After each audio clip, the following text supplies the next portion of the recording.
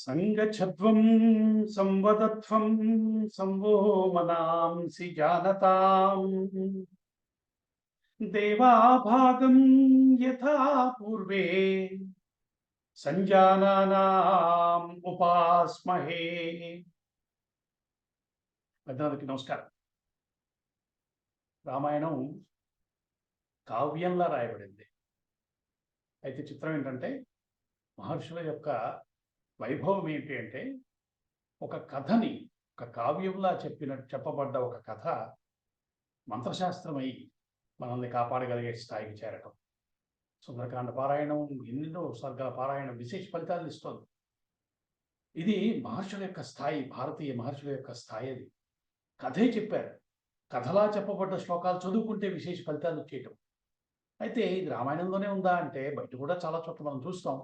విశేషంగా మనం చండీ సప్తశతి, చండీ పారాయణం చేసే చోట, చండీ హోమం చేసుకునే చోట అది కూడా కథే. అమ్మవారి వైభవాన్ని కథలా చెప్తే అది చదువుకుంటే విశేషమైన ఫలితాలు వస్తున్నాయి. ఏదో చిత్రమైనటువంటి రహస్యాలు లేకపోతే ఒక కథని చదివితే అద్భుతమైన ఫలితాలు రావటం అన్నది భారతీయ సాహిత్యంలో విశేషంగా కనిపించేటువంటి అంశం. దీన్ని మనందరం గుర్తించాలి అనే ఉద్దేశంతో దీన్ని మీ దగ్గర ప్రస్తావన చేశాను. ఈరోజు డాక్టర్ గారిని వారి ప్రవచనాన్ని అనుగ్రహించవలసిందిగా కోరుకుంటాను.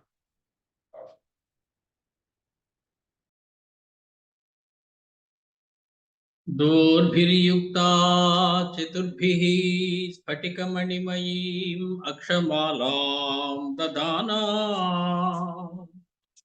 हस्तेनैकेन पद्मं श्रितमपि च सुखं पुस्तकं चापरेण भासाकुन्देन्दुशङ्खस्फटिकमणिनिभा भासमाना समाना सा मे वाग्देवतेयं निवसतु वदने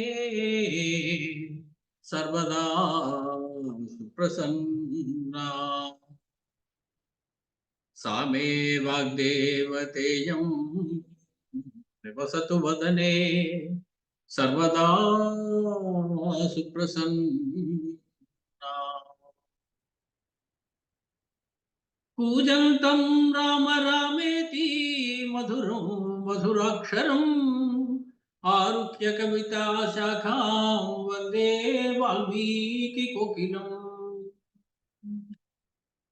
ఆ వాల్మీకి మహర్షికి నమస్కరించుకుని ఆ సరస్వతీదేవి కృపతోటి మనం వాల్మీకి మహర్షి మనకి అందించినటువంటి 24,000 శ్లోకాల రామాయణంలో ముందుకు కదులుతున్నాం. యుద్ధకాండలో మనం 62వ సర్గలో సుమారు ఒక 10 శ్లోకాలను పూర్తి చేస్తున్నాం. ఈరోజు మే నెల 15వ తారీఖు 2024 సంవత్సరం బుధవారం. మళ్ళీ మనం ముందుకు వెళ్లాల్సి ఉన్నది. సందర్భం మనందరికీ గుర్తు ఉన్నది. రామచంద్రుడి చేతిలో అవమానపడినటువంటి రావణుడు వెనక్కి తిరిగి వచ్చి కుంభకర్ణుడిని నిద్ర లేపించాడు అతి కష్టం మీద. ఆ కుంభకర్ణుడు వెంటనే లేచినట్టుగా వెళ్ళి రామలక్ష్మణుడిని సంహరించి వచ్చేస్తానంటే మొత్తానికి అతనికి బుద్ధి చెప్పి అలా కాదయ్యా, ముందు అన్నగారిని కలుగు, శత్రువుల యొక్క బలాబలాలు తెలుసుకుని వెళ్ళాలి, అది తెలివైన వారి లక్షణం. నువ్వు ముందు మీ అన్నగారి దగ్గరికి వెళ్ళి నమస్కరించి ఆయన ఆశీర్వచనం తీసుకుని వెళితే బాగుంటుంది అని పెద్దలు నచ్చజెప్పారు. అలా నచ్చజెప్పినందుకు గాను ఇంకొక 10,000 ఘటముల మద్యాన్ని, ఇంకొక కొన్ని రాసుల యొక్క మాంసాలని కూడా వారికి సమర్పించారు. వాటిని కూడా స్వీకరించి వాడు నడుస్తూ ముందుకు వెళుతూ ఉన్నాడు. అన్నగారి యొక్క అంతఃపురం లోపలికి వచ్చాడు. సరి అయినటువంటి ఆసనం ఒకటి అతగాడికి చూపించాడు. రావణాసుడు రాగానే ఎదురెళ్ళి ఆలింగనం చేసుకుని చూపించి ఆసనం మీద కూర్చోమని చెప్పాడు. అడిగాడు, కిం కృత్యం, ఏమిటి ఇలా లేపారు నన్ను, ఎందుకు లేపారు అనగానే చెప్పాడు, ఇలాగా ఒక మానవుడి వల్ల మనకి అవమానం జరిగింది, నీ తమ్ముళ్ళని కూడా అతడు, నా యొక్క కుమారుని కూడా అతడు సంహరించాడు, కాబట్టి నువ్వు ఆ రంగంలోకి దిగవలసి ఉన్నది, నన్ను రక్షించవలసి ఉన్నది, ఈ తర్వాత నువ్వే చేయవలసిన కార్యక్రమం అనగానే ఒకసారి పగపగ నవ్వాడు కుంభకర్ణుడు. నవ్వి తనకు తెలిసిన నీతి శాస్త్రం అంతటి కూడా వివరించాడు రావణాసురుడు. నువ్వు అన్నయ్య చేసే పని చేసే ముందు ఆలోచించి చేస్తారు తెలివైన వాడు. తెలివి తక్కువ వాళ్ళు పని చేసేసిన తర్వాత దాని గురించి, దాని ఫలితాల గురించి ఆలోచిస్తారు. నువ్వు ఎన్నాళ్ళు తెలివైన వాడిగా నేను అనుకున్నాను. నువ్వు ఈ పని చేసే ముందు దాని ఫలితం ఎలా ఉంటుందని ఆలోచించరా. ముందుది వెనక్కి ముందు చేయడం మూర్ఖత్వానికి లక్షణం అవుతుంది అన్నయ్య. నువ్వు సరి అయినటువంటి జ్ఞానం లేకుండా, నీతి శాస్త్ర రహస్యాలని తెలియకుండా ఉండేటువంటి వాళ్ళని చుట్టూ కూర్చోబెట్టుకుని వాళ్ళని నేను ఎగదోస్తూ ఇలా చేస్తే బాగుంటుంది, అలా చేస్తే బాగుంటుంది అని తప్పుడు సలహాలు ఇచ్చి వాళ్ళని ఎగదోస్తే వాళ్ళు చెప్పినట్టు చేసి నువ్వు కొంప ముంచుకున్నావు సుమా. కాబట్టి నీతి శాస్త్రం తెలియకుండా విశేషమైన సంపద రావాలి అనే కోరిక ఉన్నటువంటి వాళ్ళ చేత శాస్త్రం యొక్క అర్థజ్ఞానాన్ని గురించి నీకు వివరించి చెప్పడం వల్ల దాన్ని తీసుకోకూడదు అనేటువంటి తెలివి నీకు లేకపోయింది. అటువంటి వాటిని ప్రమాణ వాక్యములుగా గ్రహించకూడదు అనేటువంటి విషయం నీకు తెలియకపోయింది. కాబట్టి రాజు అయినటువంటి వాడు శాస్త్రజ్ఞానం లేనటువంటి వాళ్ళ మాటలు వినడకపోవడమే కాదు, వాళ్ళని మంత్రాలోచన చేసే సభలో కూడా రానివ్వకూడదు అనేటువంటి విషయం నువ్వు గమనించుకోలేదు. కాబట్టి ఇలాగ నువ్వు చేయడం ఏమైనా బాగుందా అని చెప్పి తనకి వచ్చినటువంటి మాటలు కొన్ని చెప్పాడు. తనకు తెలిసినటువంటి ధర్మాన్ని రావణాసుడికి వివరించడానికి ప్రయత్నం చేస్తూ ఉన్నాడు. చేస్తూ ఉంటే వింటున్నాడు రావణాసుడు. కొంచెం ఒక్కొక్క శ్లోకం ముందుకు జరుగుతున్న కొద్దీ భృగుటి కొంచెం ఒడిపడుతూ ఉన్నది. ముఖంలో కళ కొంచెం తగ్గుతూ ఉన్నది. అంతటి ముందు ఉన్న సోదరుడు చూసినటువంటి మందహాసము, ధైర్యము సన్నగిల్లుతూ ఉన్నది. చెప్తున్నాడు కుంభకర్ణుడు. త్రిషు చైతేషు యశ్రేష్టం శ్రుత్వా తన్నవబుధ్యతే రాజా వా రాజమాత్రో వా వ్యర్థం తస్య బహుశ్రుతం. ఎన్ని వేదాలు చదివితే ఏమిటి, ఎన్ని వ్యాకరణాలు చదివితే ఏమిటి, ఎన్ని శాస్త్రాలు చదివితే ఏమిటనయ్యా, ధర్మార్థ కామములలో త్రిషు ఈ మూడిటి యందు, ధర్మార్థ కామములనే మూడిటి యందు యశ్రేష్టం ఏది శ్రేష్టమైనది అనేటువంటి విషయం చెప్పే ఉంటారే పెద్దలు, మీ గురువులు వాళ్ళందరూ. ఈ ధర్మార్థ కామములలో ధర్మమే మొదటిది, ముఖ్యమైనది అని చెప్పి ఉంటారే. కాబట్టి అది ఏ సమయంలో ఏది గొప్పదో కూడా తెలుసుకోవాలి. అసమాను ధర్మమే గొప్పది అనడానికి కూడా వీల్లేదు. కామము, అర్థము వాటి స్థానం వాటికి ఉన్నది. ఏ సమయంలో ఏది గొప్పదో తెలుసుకోవాల్సి ఉంటుంది. అలా తెలుసుకోకుండా ఉన్నటువంటి రాజు గాని, రాజావా రాజమాత్రోవా, రాజుతో సమానమైన వాడు ఇంకెవడైనా కానీ వాడు కనుక చేసినటువంటి శాస్త్రాభ్యాసం అంతా, చదువుకున్న వేదం అంతా వృధా సుమ. అంటే వాడికి అందులోని మర్మము వాడికి పట్టబట్టలేదు అని మనకు అర్థమవుతుంది. ఏం చదివావురా అని అడిగితే ప్రహ్లాదుడు చెప్పాడు, చదువులలో మర్మమల్ల చదివితి తండ్రి. చదివితే ఉపయోగం లేదు, వాటిలో మర్మం తెలుసుకోవాలి. ఆ మర్మం నీకు వంటపట్టలేదయ్యా అని చెప్పేశాడు కుంభకర్ణుడు.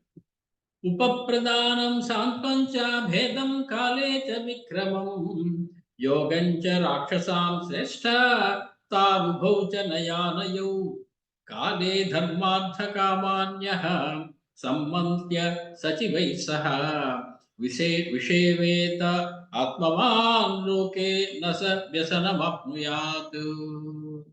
అన్నయ్య, ఉపప్రదానం సాంత్వం చ భేదం కాలే చ విక్రమం. ఏ రాజైతే ఉపప్రదానం అంటే దానాన్ని, శాంతం సామ మార్గాన్ని, భేదం భేద మార్గాన్ని, కాలే ఏది ఎప్పుడు చేయాలో తెలిసినటువంటి కాలం అందు. ఒక కాలంలో శాంత మార్గంలో వెళ్ళాలి, ఒక కాలంలో దానం ఇచ్చి పని జరిపించుకోవాలి, ఒక కాలంలో యుద్ధం చేసి పని జరిపించుకోవాలి. మనకు అనుకూలమైనటువంటి దేనికి ఇప్పుడు సమయం అనుకూలం అనేటువంటి విషయాన్ని తెలుసుకుని విక్రమం చ యోగం చ, అవసరమైనప్పుడు పరాక్రమం చూపించాలి, లేనప్పుడు యోగం కలిగి ఉండాలి. అంటే కర్మారంభానికి తగినటువంటి ప్రయత్నం చేయాల్సి ఉంటుంది. ఇవి ఏ సమయంలో ఏది చేయాలో తెలుసుకుని ఆ ప్రకారంగా చేయవలసి ఉంటాయి. కాబట్టి ఉభౌ తౌ నయానయౌ కాలే ధర్మార్థ కామాన్ సచివై సహ సంమంత్ర్య. ఆ రెండింటిని, ఏ రెండింటిని? నయానయౌ, నీతి ఏది అవినీతి ఏది, ధర్మం ఏది అధర్మం ఏది, శాస్త్రభీతమైనది ఏది శాస్త్ర దూషితమైనది ఏది, నీకు సత్య ఏది అసత్య ఏది, ఈ రెండు అనేటువంటి ఈ ద్వంద్వములలో నీకు కావలసినది ఏదో నువ్వు ఏరుకుని తీసుకోవాలి. మొన్న చెప్పాడు, బియ్యంలోని నూకలు ఏరేసినట్టు ఏరేయాలి ఆ పనికి మాలిన వాటిని, అవసరమైన వాటిని మాత్రమే ఉంచుకోవాలి. ఎన్నో సలహాలు ఎంతమందో చెప్తారు. నువ్వు అన్నింటినీ చాట్లో పెట్టి చెరగడం తెలియాలి నీకు. నూకలన్నింటినీ తీసి పారేసి సరైనటువంటి బియ్యాన్ని తీసుకోవడం తెలియాలి.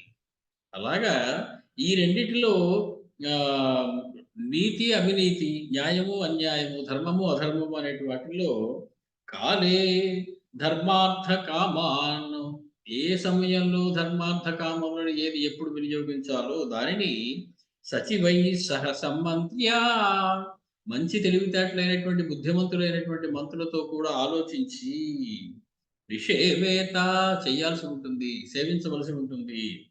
ఆత్మవాన్ సహ వ్యసనం నప్నుయాత్, అటువంటి బుద్ధిమంతుడైన వాడు ఎప్పుడు కూడా కష్టాలకి జోలికి రాడు, వెళ్ళడు. అతనికి కష్టాలు దరిచేరవు. అతడు ఎప్పుడు సుఖంగానే ఉంటాడు బుద్ధిమంతుడైన వాడు.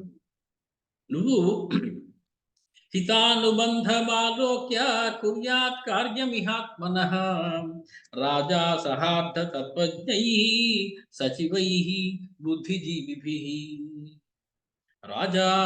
రాజైన వాడు అర్థతత్వజ్ఞై, అర్థతత్వజ్ఞై అంటే కార్యము యొక్క స్వరూపాన్ని, కార్యము ఇచ్చేటువంటి ఫలితాలని పరిపూర్ణంగా తత్వం యథాతత్వం ఉన్నది ఉన్నట్లుగా తెలిసినటువంటి వాడైనటువంటి బుద్ధిజీవిభి, బుద్ధి బలంతో జీవించేటువంటి వాళ్ళని, అటువంటి సచివై మంత్రులతోటి, బుద్ధిని ఆశ్రయించి జీవించేటువంటి మంత్రులతోటి, అంటే బుద్ధిమంతులైనటువంటి మంత్రులతోటి, ఆత్మనః హితానుబంధమాలోక్య, కొన్ని పనులు మంచివే కానీ నీకు మంచివా కాదా అని చూసుకోవాలి. కొన్ని పనులు చెడ్డవి, నీకు చెడ్డది కాకపోవచ్చు. కాబట్టి మంచి చెడు అనేవి పూర్తిగా అబ్సల్యూట్గా తీసుకోవడానికి వీలుండదయ్యా. ఒకసారి నీకు మంచిది అని చెప్పినప్పుడు సరి అయినటువంటి సమయం కాకపోతే అది చెడు అవుతుంది సుమా. కాబట్టి నీకు బుద్ధిజీవులైనటువంటి వీళ్ళతోటి హితానుబంధమాలోక్య, దేనివల్ల నీకు హితం కలుగుతుంది, ఎప్పుడు దేనివల్ల హితం కలుగుతుంది తెలుసుకుని అప్పుడు ఇహ కార్యం కుర్యాత్, ఈ భూమి మీద కార్యాలు చేస్తూ ఉండాలి, జీవించడం ఆ రకంగా చేయాల్సి ఉంటుంది సుమా. అనభిజ్ఞాయ శాస్త్రార్థాన్ పురుషాః పశుబుద్ధయః, చెప్పదలుచుకున్న మాట కరాఖండిగా చెప్పాడు. మీకు అందులో శాస్త్ర విషయం చెప్పేటప్పుడు ఎక్కడ మొహమాటాలకి కానీ పెద్దవాళ్ళు చిన్నవాళ్ళు అని కానీ ఉండదు. అశాస్త్రీయంగా అధర్మంగా ప్రవర్తిస్తున్నవాడు ఎటువంటి వాడైనా సరే, తన గురువు అయినా సరే, తండ్రి అయినా సరే, అన్నయ్య అయినా సరే, అధర్మము అనిపించినప్పుడు తాను ధర్మాన్ని తెలిసినవాడే చెప్పడం తన ధర్మం. వాడు వింటాడా వినడా అనేది వేరే విషయం. కారణం ఏమిటట, అవతలవాడు విన్నా వినకపోయినా నీకు తెలిసిన ధర్మాన్ని తెలియని వాడికి చెప్పినట్లయితే పరమాత్మ సంతోషిస్తాడు. వాడు వినకపోవచ్చు, వినని కాడికి నేను ఎందుకండి చెప్పడం అని నువ్వు మాట్లాడుకోవడానికి లేదు. నీకు ధర్మం తెలిస్తే గనక అయ్యా నువ్వు చేస్తున్నది అధర్మము, ధర్మం ఇలా ఉంటుంది అనేటువంటి మాట చెప్పాలి. వినకపోతే వాడి కర్మం, చెప్పకపోతే మాత్రం నీకు తప్పు అవుతుంది. చెప్పితే నీకు పరమాత్మ యొక్క పరిపూర్ణమైనటువంటి అనుగ్రహం ఉంటుంది, పరమాత్మ సంతోషిస్తాడు. ధర్మాన్ని వీడు ప్రతిష్టాపన చేయడానికి ప్రయత్నిస్తున్నాడు, చాలా పుణ్యం చేశాడు వాడు అని పరమాత్మ అనుగ్రహం నీ మీద ఉంటుంది. అప్పుడు కుంభకర్ణుడు చెప్పేస్తున్నాడు ఉన్నదన్నట్టు, అనభిజ్ఞాయ శాస్త్రార్థాన్ పురుషాః పశుబుద్ధయః ప్రాగల్భ్యాత్ వక్తుమిచ్చంతి మంత్రేషు అభ్యంతరీకృతాః.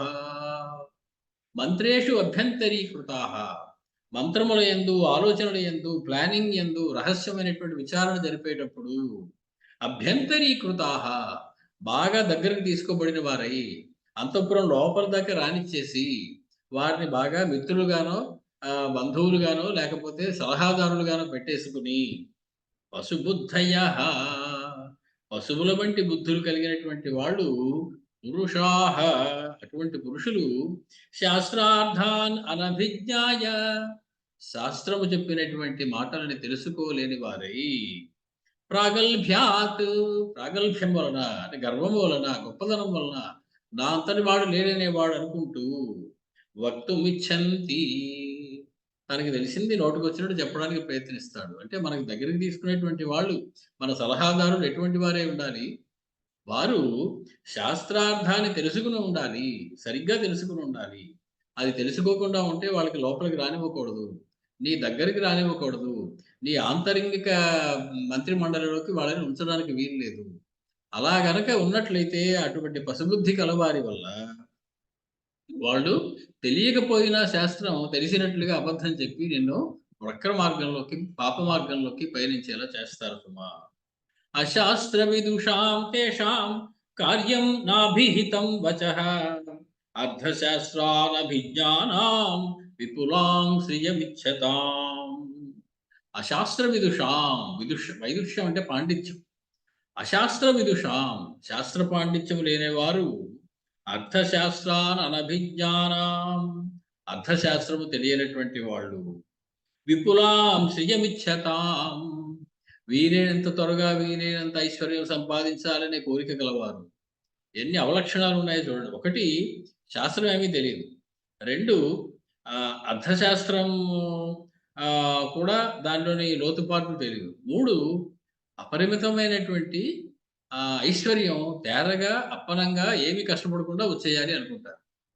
అలా అనుకునేటువంటి వాళ్ళు విపులాం శ్రియమిచ్చతాం, అధికమైనటువంటి ఐశ్వర్యాన్ని వచ్చేయాలి అనుకునేటువంటి వాళ్ళు తేషాం అభిహితం వచః న కార్యం, అలాంటి వాళ్ళు చెప్పేటువంటి, అలాంటి సలహాదారులు చెప్పేటువంటి కార్యక్రమాలు ఎప్పుడూ నువ్వు ఆచరించకూడదు.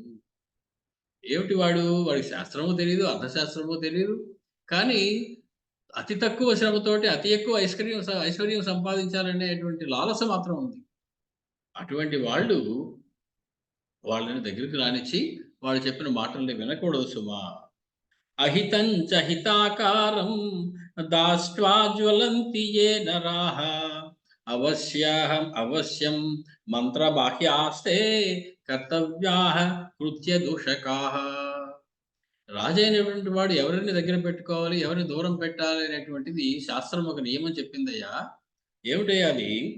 ఎవరైతే, ఏ మనుషుడైతే హితాకారం అహితం దాస్యాత్ జల్పంతి,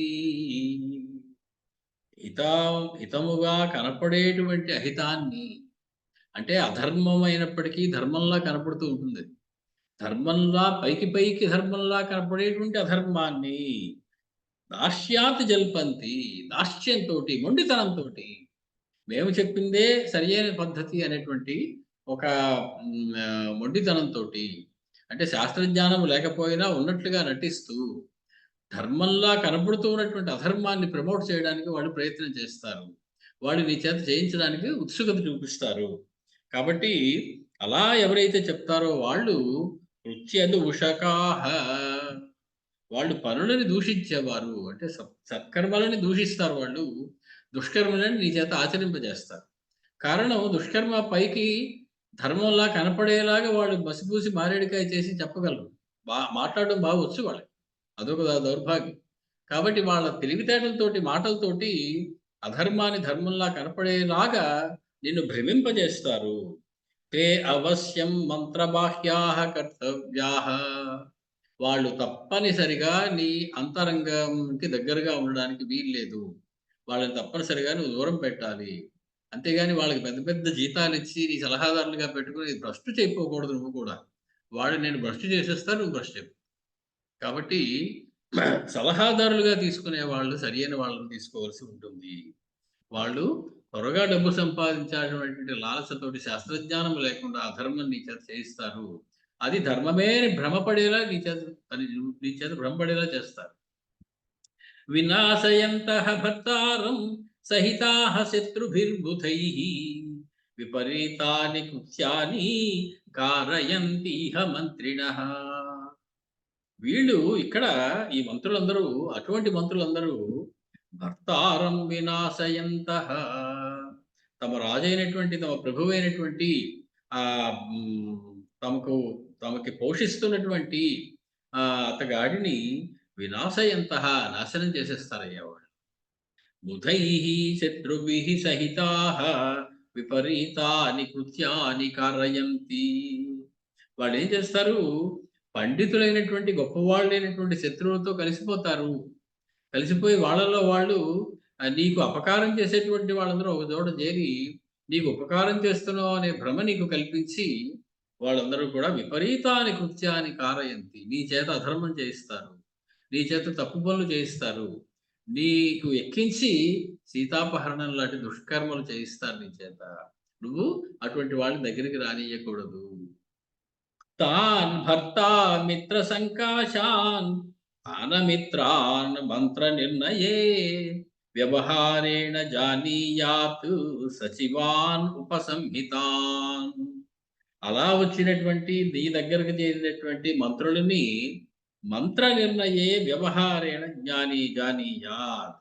నీ యొక్క తెలివితేటలతోటి మంత్రాన్ని నిర్ణయించేటప్పుడు ఒక ఒక ప్రణాళిక సిద్ధం చేసుకునేటప్పుడు, ఒక కార్యక్రమాన్ని నువ్వు ప్రారంభించుకునేటప్పుడు ప్రభువైనటువంటి వాడు ఉపసంహితాన్ మిత్ర సంకాశాన్ అమిత్రాన్. ఉపసంహితాన్ అంటే శత్రువులకి లోబడి పడిపోయిన వాడు అవతల వాడి దగ్గర లంచం తీసేసుకుంటాడు. నీకు బాగా దగ్గర వాడని అనేటువంటి భ్రమ నీకు కల్పిస్తూ ఉంటాడు. నీ దగ్గరే ఉంటాడు, నీకు చెడు చేస్తూ ఉంటాడు.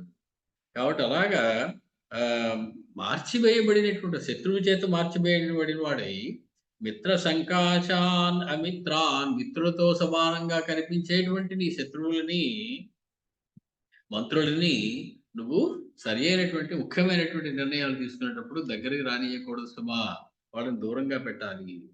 చపలస్యేహ కృత్యాని సహసానుప్రధావతః ఛిద్రమన్యే ప్రపద్యంతే క్రౌంచస్య ఖమివ ద్విజాః. చపలస్య కృత్యాని, చపలుడైనటువంటి వాడి యొక్క పనులు సహసా అనుప్రధావతః, వెంటనే ఆచరించేద్దామనేటువంటి కోరికతోటి వాటి వెనకాల పడిగెట్టేటువంటి వాడికి ఛిద్రం క్రౌంచస్య ఖం ద్విజాః ఇవ అన్యే ప్రపద్యంతే. క్రౌంచ పర్వతం యొక్క ఆకాశాన్ని పక్షులు వెళ్ళాలి అని ప్రయత్నం చేసి నేల రాలిపోతుంటాయి. ఆ రాలిపోయిన పక్షుల్ని ఎవరో తీసుకుని తినేస్తూ ఉంటారు. ఫలితం వేరే వాళ్ళకి దక్కుతుంది.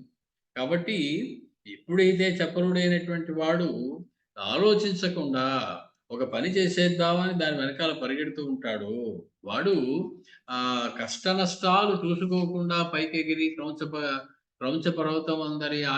పర్వతం దగ్గరికి వెళ్ళిపోయినటువంటి పక్షుల్లాగా వాడు నేలపడి ఇతరులకు ఉపకారపడతాడు తప్ప వాడికి వాడేమి ఉపకారం చేసుకోలేడు. ఇదంతా ఎందుకు చెప్తున్నాడు? ఇంతసేపు ఎందుకు చెప్తున్నాడు? అన్నయ్య, నువ్వు చేసింది తప్పు, చాలా చెత్త పని చేశావు అని ఒక మాట చెప్తే సరిపోతుంది. కానీ అన్న అంటే పెద్దవాడు, పైగా గౌరవం. కాబట్టి వాళ్ళ మీద వీళ్ళ మీద నెపం పెట్టి చెడ్డవాడు అయితే ఇలా చేస్తాడు, మంచివాడు ఎప్పుడు ఇలా చేయడు, చపలుడైన వాడు ఇలా ఉంటాడు. రాజ్యాన్ని సగమంగా పాలించేవాడు సరైన మంత్రులు పెట్టుకుంటాడు. అంటే నువ్వు అవి ఏమీ చేయలేదు అని పరోక్షంగా చెప్తూ ఉన్నాడు కుంభకర్ణుడు. చపలస్యేహ కృత్యాని సహసానుప్రధావతః ఛిద్రమన్యే ప్రపద్యంతే క్రౌంచస్య ఖమివ ద్విజాః. యో హి శత్రుం అవజ్ఞాయ నాత్మానం అభిరక్షతి అవాప్నోతి హి సోనర్థాన్ స్థానాచ్చ వ్యవరోప్యతే. ఎవడైతే శత్రుబలము ఎలా ఉంటుందో, ఎంత ఉంటుందో ముందు అంచనా వేయలేక శత్రువుని ఎదుర్కొంటాడో అటువంటి వాడు శత్రు విషయంలో అనాదరం చూపి వాడెందుకు, వాడి పెద్ద గొప్పవాడేం కాదులే, వాడి బలం ఎంత అని చెప్పి వాళ్ళని తక్కువ చేసి ఆలోచించి వారి యొక్క బలాన్ని సరిగ్గా అంచనా వేయలేకపోయినటువంటి వాడు అనర్థాన్ని పొందుతాడు, తన స్థానం నుంచి కిందకి తోసివేయబడతాడు. అంటే సింహాసనం నుంచి పడిపోతాడు వాడు. కాబట్టి అవతల వాళ్ళ బలాబలాన్ని కూడా ఆలోచించి జాగ్రత్తగా అడుగు వేయవలసి ఉంటుంది.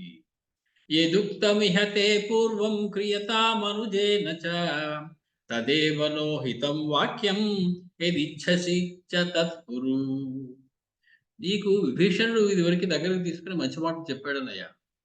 నువ్వు చేసిన పని తప్పు, అధర్మము అనేటువంటి మాట చెప్పాడు. సీతమ్మని రామచంద్రమూర్తికి ఇచ్చివేయి అని చెప్పాడు. యదుక్తం ఇహ తే పూర్వం అనుజేన క్రియతాం. నీ అనుజుడైనటువంటి విభీషణుడు పూర్వం నీకు ఏ మాటలు చెప్పాడో ఆ మాటలు క్రియతాం, నీ చేత చెయ్యబడుగాక, నువ్వు అవే చెయ్యాలి. తదేవ నహితం వాక్యం ఏదిచ్ఛసి చ. అలా కాదంటావా? నేను విభీషణుడి మాట వినను అంటావా? హితమైన మాటను దగ్గరికి చేర్చుకోను అంటావా? సరే, ఏదిచ్ఛసి తత్కురు, నీకు నచ్చినట్టు ఏడు, నీకు నచ్చినట్టు చెయ్యి, ఇంతకైనా నేను చెప్పేది ఏమీ లేదు అంటే ఇంకా తగులడు అని చెప్పకుండా చెప్పేస్తున్నాడు అన్నగారితో. నీ ఇష్టం వచ్చినట్టు తగులడు.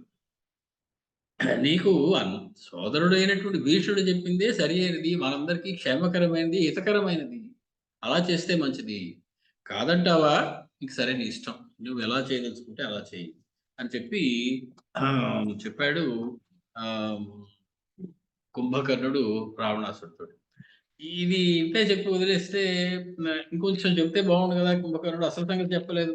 రాముడు ఎటువంటి వాడో చెప్పేయలేదు కదా కుంభకర్ణుడికి. రాముడి సంగతి తెలుసా అంటే మనకి ఆ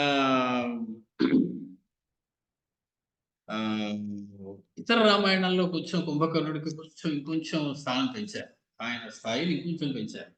ఉదాహరణకి రావణాసుడు పిలిచి దీనమైనటువంటి కంఠంతో చెప్పాడు కుంభకర్ణుడితో, రామేణ నిహతా శూరాః పుత్రాః పౌత్రాశ్చ బాంధవాః. రాముడి చేత శూరులైనటువంటి పుత్రులు, పౌత్రులు, బాంధవులు అందరూ చంపబడ్డారయ్యా. కిం కర్తవ్యం ఇదానీం మే మృత్యుకాలః ఉపస్థితే. నాకు మృత్యుకాలం సమీపిస్తోందేమో అనిపిస్తోందయ్యా. కాబట్టి కుంభకర్ణ, నువ్వే నన్ను రక్షించాలి. నాశయస్వ మహాబాహో యదర్థం పరిబోధితః. నిన్ను ఎందుకు లేపామో ఆ పని చెయ్యి. నేను ఎందుకు లేపాము? రామలక్ష్మణుడిద్దరిని సంహరించడం కోసం లేపాం. కాబట్టి నువ్వు ఆ పని చెయ్యి. కుంభకర్ణ జహాస ఉచ్చైః వచనం చేదమబ్రవీత్. జహాస, పక్కపక్క నవ్వాడంటే కుంభకర్ణుడు, విరగబడి నవ్వాడంటే రావణాసుడు చెప్పినటువంటి మాటకి. అన్నయ్య, ఇదివరకు ఒకసారి 6 నెలల క్రితం నేను నిద్రలేచినప్పుడు, లేదా కొన్ని రోజుల క్రితం నువ్వు ఒక సభ పెట్టినప్పుడు నేను అప్పుడే నిద్రలేచాను, వచ్చాను నీ సభకి. పురా మంత్ర విచారే తే గదితం మయా నృప తదజ్యత్వా ఉపగతం ఫలం పాపస్య కర్మణః. పాపం చేసిన వాడికి పాపకర్మ ఫలితం చుట్టుకున్నట్లుగా ఇదివరకు నేను చెప్పినా వినకుండా నువ్వు చేసినటువంటి పాపానికి ఫలితం అనుభవించేటువంటి సమయం వచ్చిందయ్యా.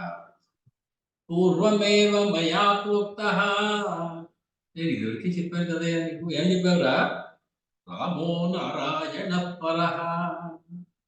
రామచంద్రుడే నారాయణుడు అని మాట చెప్పాను కదా అన్నయ్య. ఇది వాల్మీకం కాదు, ఇది హనుమద్ రామాయణంలో కుంభకర్ణుడు రావణాసుడితో చెప్తున్నటువంటి మాట. మొదటిసారి లేచినప్పుడే అన్నయ్య నేను నీకు చెప్పాను, గుర్తుందో లేదో, రామచంద్రుడు నారాయణ స్వరూపము అనేటువంటి మాట నీకు చెప్పాను. పూర్వమేవ మయా ప్రోక్తః రామో నారాయణ పరః సీతాపి యోగమాయేతి బోధితోపి న బుధ్యతే. సీతమ్మ యోగమాయ అనేటువంటి విషయం నీకు చెప్పాను, నీకు అర్థం లేదన్నయ్య ఆనాడు కూడా నీకు. ఏకదాహం వనే సాలౌ విశాలాయాం స్థితో నిశి దృష్టో మయా ముని సాక్షాత్ నారదో దివ్య దర్శనః. నాడు ఏమైందంటే అన్నయ్య, నేను ఏకాంతంలో కూర్చొని తపస్సు చేసుకుంటూ ఉన్నాను ఒక నిర్జనమైనటువంటి అడవిలో. అప్పుడు దృష్టో మయా ముని సాక్షాత్ నారదః దివ్య దర్శనః. దివ్యమైనటువంటి తన దర్శనాన్ని నారద మహర్షి నాకు అనుగ్రహించారు. నారద మహర్షి వచ్చారు నేను తపస్సు చేసుకున్నట్టు. తమబ్రువం మహాభాగ కుతో గంతాసి మే వద. నారద మహర్షి నేను ఆపి అడిగాను, నారదా ఎక్కడికయ్యా వెళుతున్నావు నువ్వు? ఎటు ప్రయాణం చేస్తున్నావు? ఏమిటి ఏమిటి విశేషాలు ఏమిటి అని నేను నారద మహర్షిని అడిగాను. ఇత్యుక్తో నారద ప్రాహ దేవానాం మంత్రడే స్థితః. నారదుడు చెప్పాడు, ఏమి లేదయ్యా, దేవతల సమావేశం ఒకటి అయింది, అక్కడి నుంచి వస్తున్నాను, ఆ సమావేశాన్ని ఎందుకు పిలిచారు, కూర్చున్న సమావేశంలో వాడు చెప్పుకున్న మాటలు విని వస్తున్నానయ్యా అన్నారు. ఆ సమావేశమా? దేవతలందరూ సమావేశం అయ్యారా? దేనికి అడిగాను నేను. తత్రోత్పన్నముదంతే వక్ష్యామి సుడు తత్వతః యువాభ్యాం పీడితా దేవాః సర్వే విష్ణుం ఉపాగతాః. చెప్తాను, ఏం జరిగిందో అంతా చెప్తాను విను. మీరిద్దరూ రావణ కుంభకర్ణుడు ఇద్దరు మీరు చేస్తున్న ఆగడాలకి తాళలేక భయపడినటువంటి దేవతలందరూ కూడా విష్ణువుని కలుసుకోవడానికి వెళ్ళారయ్యా, వెళుతున్నారయ్యా. వాళ్ళు విష్ణువుతో మాట్లాడారు, మీ ఇద్దరి మీద పితూరీలు ఇచ్చారు, మీ ఇద్దరి మీద ఫిర్యాదు చేశారు వాళ్ళు విష్ణుమూర్తికి. ఎందుకని ఆయన స్థితిని సమంగా ఉంచేలా చూసేటువంటి వాడు. కాబట్టి దేవతలందరూ వెళ్ళి విష్ణువు ఇది ఎలా ఉంటుందంటే సీక్రెట్ ఏ ఉండదు. ఇలాగే నారదుడు వచ్చి శిశుపాలుడితో చెప్పేస్తాడు, లేదా కంసుడితో చెప్పేస్తాడు, ఏమయ్యా నువ్వేంటి, నువ్వు రాక్షసుడయ్యా, కృష్ణుడు దేవతా స్వరూపమయ్యా, నేను చంపడానికి వచ్చాడయ్యా, మీరు ఈ సందేహాన్ని ముందే చెప్పేస్తారు. వాళ్ళకి ఏమాత్రము వాళ్ళని సీక్రెట్ గా పెట్టి రహస్యంగా దాచి వాళ్ళని సంహరించేశాడు విష్ణువు అనడానికి వీల్లేదు. విష్ణువు పనుకునే చెబుతాడు నారద మహర్షి వచ్చి, అసలు దేవరహస్యం అంతా ముందే చెప్పేస్తాడు. అయినా అది నిజం కాదు అనేటువంటి భ్రమలో ఉండి వాళ్ళు అపరాధాలు చేసి పాపాలు చేసి విష్ణువు చేతిలో హతమవుతూ ఉంటారు. కాబట్టి ఇవు చూస్తే దేవదేవేశం స్తుత్వా భక్త్యా సమాహితాః, వాళ్ళు మొత్తం చెప్పేశారు. నీ గురించి, మీ అన్నయ్య గురించి, మీరు చేస్తున్న ఆగడాల గురించి, పాపాల గురించి మొత్తం చెట్ల విప్పేసి విష్ణుమూర్తితో చెప్పేశారు. మానుషేణ మృతి తస్య కల్పితా బ్రహ్మణా పురా మానుషో భూత్వా జహితం లోకకంటకం. విష్ణువుకి వాళ్ళు ఒక క్లూ కూడా ఇచ్చేశారు, ఒక మార్గం కూడా చెప్పారు. నారాయణ, వాళ్ళు అదే ఈ రావణుడు అనేటువంటి వాడు అనేకమైనటువంటి యుగాలు సంవత్సరాలు, వేల సంవత్సరాలు తపస్సులు చేసి బ్రహ్మని మెప్పించి కొన్ని వరాలు పొందాడు. బ్రహ్మగారు ఆయనకి మనుష్యుల చేత మాత్రమే మృతి కలిగేలాంటి వరం ఒకటి ఇచ్చాడు. అంటే మనుష్యులు కాని వాళ్ళ చేత మృతి లేకుండా ఉండేటువంటి వరాన్ని ఇచ్చాడు. కాబట్టి మనుషుల చేత మృతి ఖాయం. నువ్వు ఇప్పుడు ఏం చేస్తావంటే, అతః ఈ కారణం వల్ల నువ్వు మానుషో భూత్వా మనుష్యుని ఆకారాన్ని ధరించి జహితం లోకకంటకం లోకకంటకుడైనటువంటి ఆ రావణాసురుడిని సంహరించు. తథేత్యాహ మహావిష్ణు సత్య సంకల్ప ఈశ్వర, సత్య సంకల్పుడైనటువంటి పరమాత్ముడైనటువంటి పరంధాముడైనటువంటి ఆ ఈశ్వరుడు, ఆ నారాయణుడు తథేత్యాహ అలాగే గౌగాక అని వాళ్ళని పంపించాడు. సహ నిశ్చతి వహ సర్వానిత్యుక్త్వా ప్రయయౌ మునిః. అన్నయ్య రావణ, ఆ నారాయణుడు నిన్ను నీ సోదరుని సంహరిస్తాడు, మీ రాక్షస రాజ్యాన్ని నిర్మూలిస్తాడు అని నారదుడు ఆనాడు నాకు చెప్పాడన్నయ్యా. నేను మామూలుగా ఇంకా నిద్రలేని రోజుల్లో తపస్సు చేసుకునేటప్పుడు నారదుడు వచ్చి నాకు చెప్పేశాడయ్యా ఇదంతా. కాబట్టి అతో జానీహి రామం త్వం పరబ్రహ్మం సనాతనం.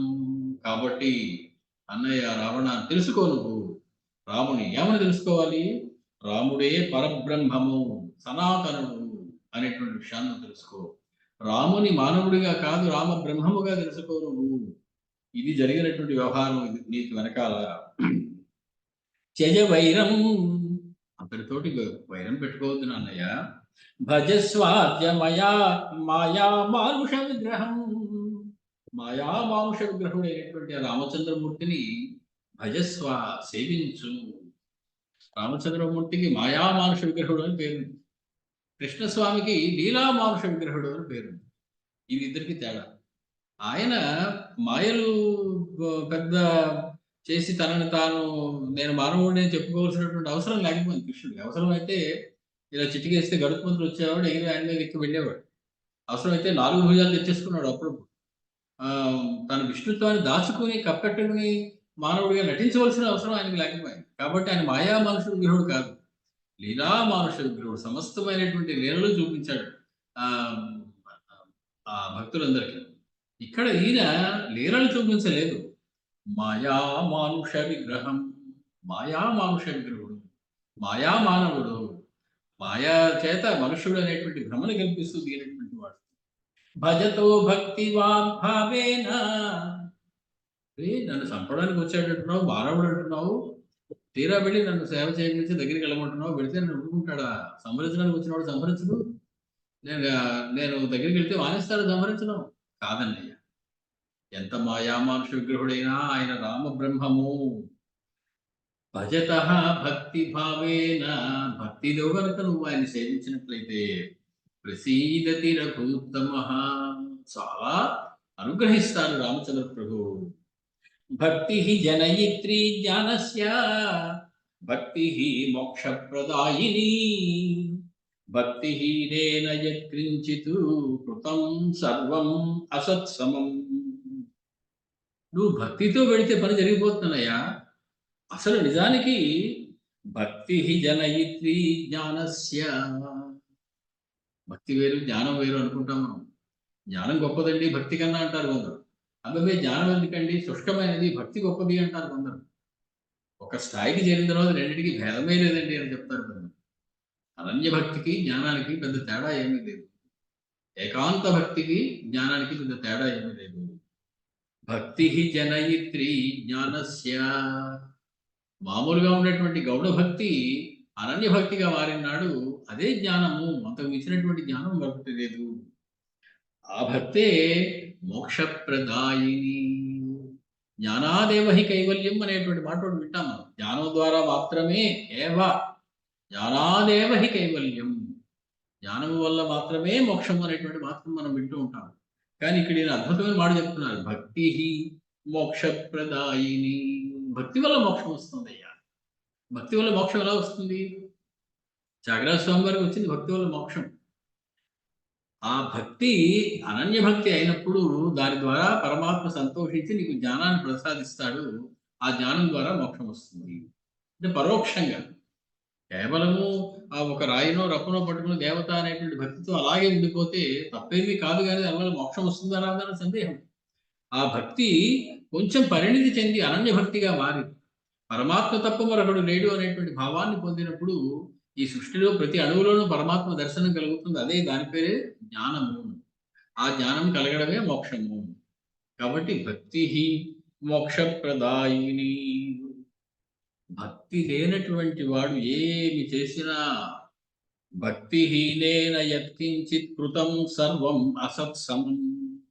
అదంతా కూడా సత్ కాదు, మంచిది కాదు, అసత్తు, పాపమే. దానివల్ల ఏమీ ఉపయోగం లేదు భక్తి లేకుండా చేసేటువంటి దానివల్ల.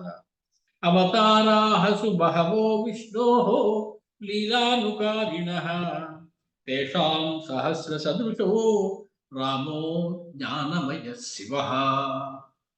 ఎంత మాట చెప్పేస్తున్నాడు కుంభకర్ణుడు.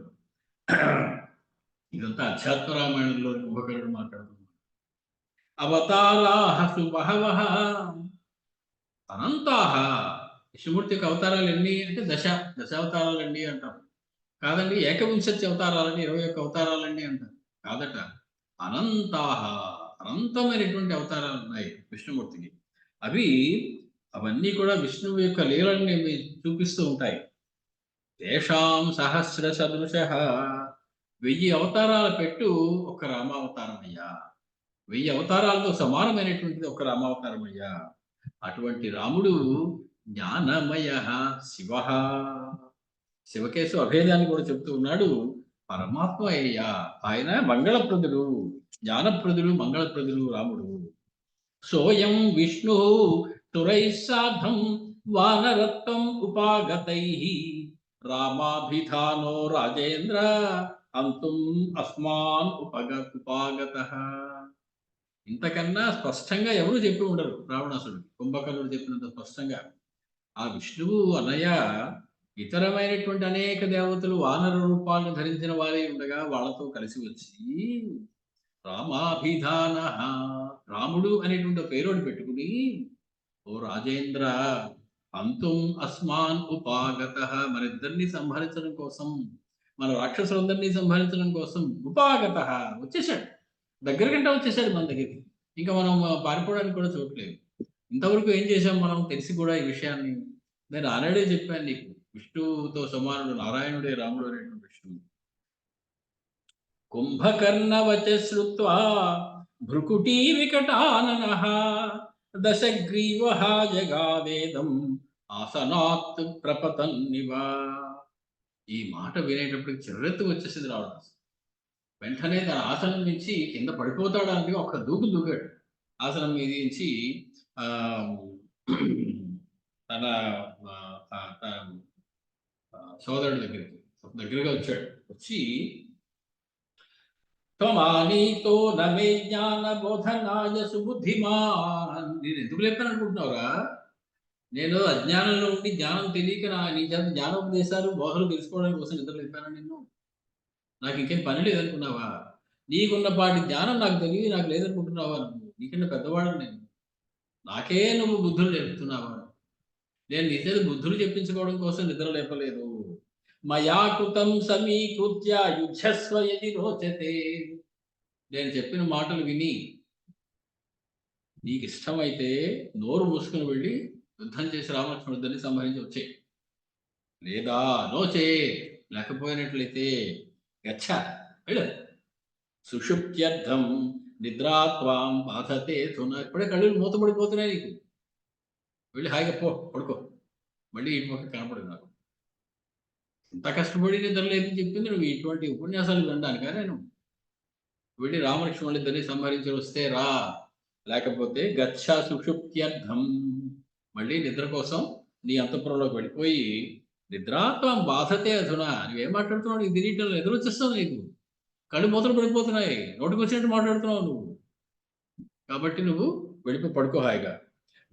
రుష్టోయమితి విజ్ఞాయ తూర్ణం యుద్ధాయ నిర్యయౌ. అన్నగారి కోపం వచ్చిందే అనుకున్నాడు కుంభకర్ణుడు. సరే అయితే పెడుతున్నా యుద్ధానికి అని లేచాడు. ఇది మనకి అధ్యాత్మ రామాయణం చెప్పినటువంటి అద్భుతమైనటువంటి కుంభకర్ణ ఉపదేశం రామచంద్రమూర్తి. రామతత్వాన్ని ఏ రకంగా కుంభకర్ణుడు ప్రతిపాదించాడు అని. సరే, కావ్యం కాబట్టి కావ్యంలో అన్ని ఇంత స్పష్టంగా చెప్పారు కాబట్టి వాల్మీకి ఇంత స్పష్టంగా రాముడే నారాయణుడు అని కుంభకర్ణుడి చేత చెప్పించలేదు. తత్తు శ్రుత్వా దశగ్రీవః కుంభకర్ణస్య భాషితం భృకుటిం చైవ సంచక్రే క్రుద్ధశ్చైనం అభాషత. ఒక్కసారి కనుబొమలు ముడివేసి క్రోధంతో దశగ్రీవుడు కుంభకర్ణుడి యొక్క మాటలు విన్నవాడై ఇలా మాట్లాడడం మొదలుపెట్టాడు. ఏమని మాట్లాడాడు? రకరకాలుగా మాట్లాడాడు. అందులో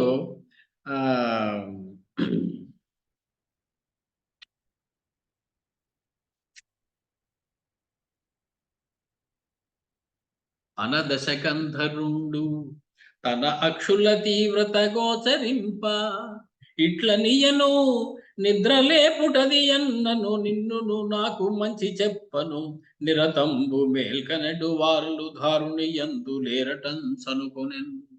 ఎప్పుడూ నిద్రపోకుండా హాయిగా లేచి ఉండి తపస్సులు చేసుకుంటూ జ్ఞానం కలిగినటువంటి వాళ్ళు, నీ మాత్రం బుద్ధి చెప్పేవాళ్ళు ఈ లోకంలో ఎవరు లేరని కాబోలు నిన్న నేను నిద్రలేపాను కదా. ఆ మాత్రం నీకున్నపాటి తెలివి ఉన్న వాళ్ళు ఎవరు, మెలుగుగా ఉండేవాళ్ళు ఎవరు లేరేమో లంకలో కాదు. అందుకోసం నేను నిద్రలేపాను అనుకున్నావు, అంతేనా? నిరతంబు మేల్కనెడు వారలు ధారుని యందు లేరనుటంచనుకొనెదన్ మహాగమ సదాఛాయనం బొనరించు పండితుల్. ఎన్నో శాస్త్రాలు, ధర్మాలు, నీతులు తెలిసినటువంటి పండితులు మన రాజ్యంలో ఎవరు లేరని పాపం దీన్ని నిద్రపాల్సి వచ్చింది నాన్న. నీ ముందాగడు నీరజాసనుడు నీ నిద్రాజడత్వంబులే కామై వేదములాగమాడి నిరతాభ్యాసంబు కావింపరంచేమో ఇట్టుల చేసే ఎప్పుడును నీవి మెట్ట వేదాంతముల్ నా ముందాడవు నిద్రలో కరచితన్నా ఎన్ని శాస్త్రంబులన్. ఏదో మహాశాస్త్రాలు చదివినట్టుగా మాట్లాడిస్తున్నారు నువ్వు. నీకు అసలు శాస్త్రాలు చదవడానికి ఎప్పుడైనా సమయం ఉందా? నిద్రపోవడానికి తప్ప దేనికి సమయం ఉంది నీకు? నేనంటే ఎన్నో శాస్త్రాలు, వేదాలు చదివాను, కొంత జ్ఞానాన్ని సంపాదించాను. నువ్వు సరి అయినటువంటి గురువు దగ్గరికి వెళ్ళలేదు, శాస్త్రాలు చదవలేదు, వేదాలు చదవలేదు, ఎప్పుడు నిద్రలోనే ఉన్నావు. నువ్వు వచ్చి నాకు శాస్త్రాల గురించి, ధర్మాన్ని గురించి, అధర్మం గురించి మాట్లాడుతున్నావు.